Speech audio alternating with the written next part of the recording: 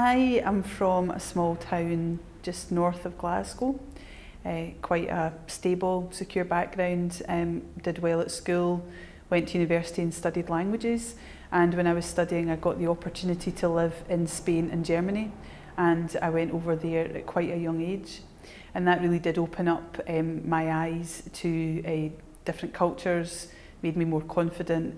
It also enabled me to learn languages, which became quite an important aspect of what I did with my career and the way that I was going forward.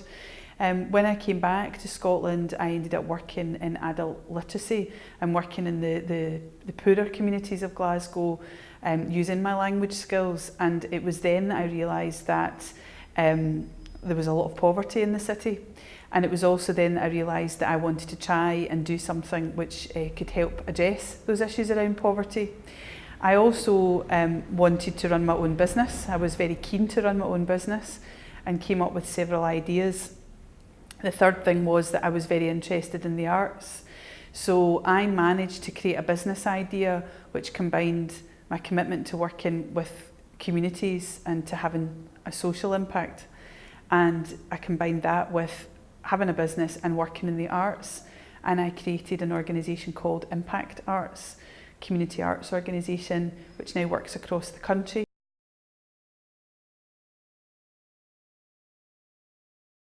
I think there are really two things that have helped me in my career path over the years. The first is experiences that I've had, and the second, I think, and the most important thing is other people. When I talk about experiences, I think going back to going to live abroad at an early age was really, really important, because what that did was that gave me a lot of self-confidence.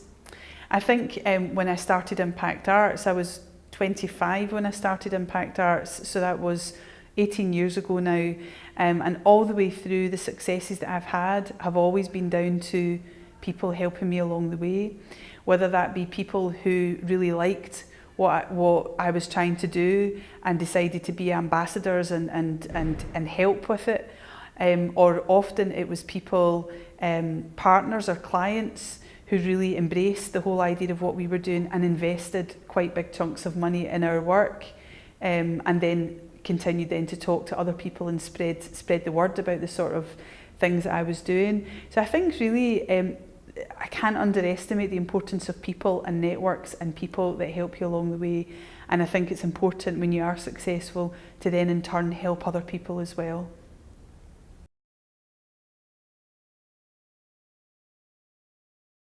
There have been lots and lots of opportunities that I've had along the way in my career, and it's quite difficult to pick out any individual one, because I think that what I've done is I've made my own opportunities.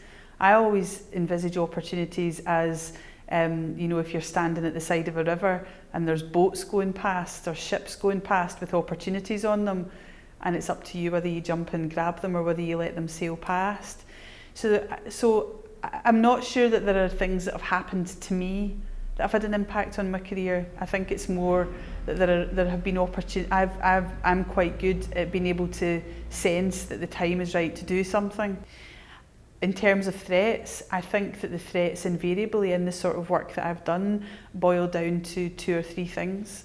One is around the public sector, you know, government mentality, government bureaucracy, people who find reasons to say no rather than reasons to say yes.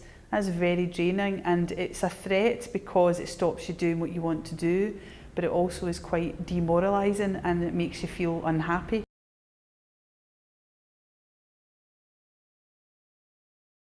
I actually don't think I've had very many problems getting to where I might be today. I have worked really, really hard all my life since I left university, and I don't really see very many things as a problem. I just find a way of working through them. So there are not any specific things, there's no hardship or anything like that. The biggest challenge for me in the last 10 years or 12 years has been managing a family and bringing up my daughters and making sure they had the attention from me that they needed, and trying to juggle and grow an organisation.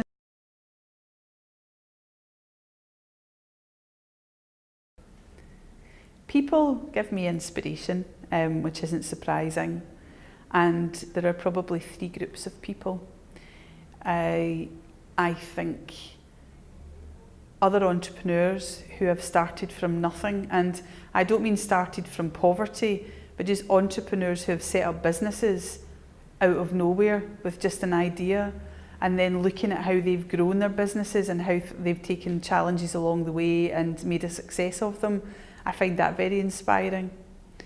I'm also inspired by other women that I meet, and whether that be professional, women that I meet in my day-to-day work, other women who run businesses. But I'm very inspired by women in communities and mothers who are bringing up children in quite difficult circumstances, who still manage to be brilliant parents and create a real example for their children. And I think the third group of people who really do inspire me and make me happy are people who are affected by the work that I do. So people young people that have been involved in the creative projects that Impact Arts runs, or people who live in the homes that I now manage, and that I can see that the way that I work and the things that I do are making a real difference to them. That really motivates and inspires me as well.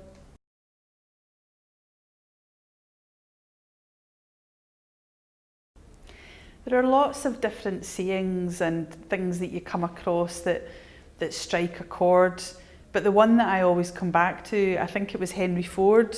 I'm not sure if it was Henry Ford, but I think it was, and that is, whether you think you can or whether you think you cannot, you're probably right. And really, the reason that I live by that saying is because it's all about self-belief. Whatever you think you can achieve it. And if you don't have the belief in yourself, then you won't achieve it.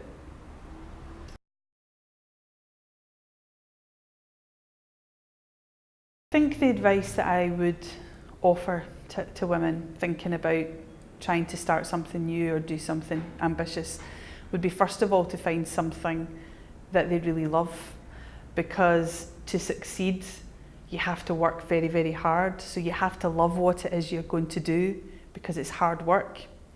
I think also, particularly when it's around starting up in business, it's really, really important to put the passion to one side for whatever your business is and focus on what I call doing your homework, checking whether the business actually is viable, whether the ambition and the dream you've got is something that is realistic, and thinking very carefully about how you're going to do that.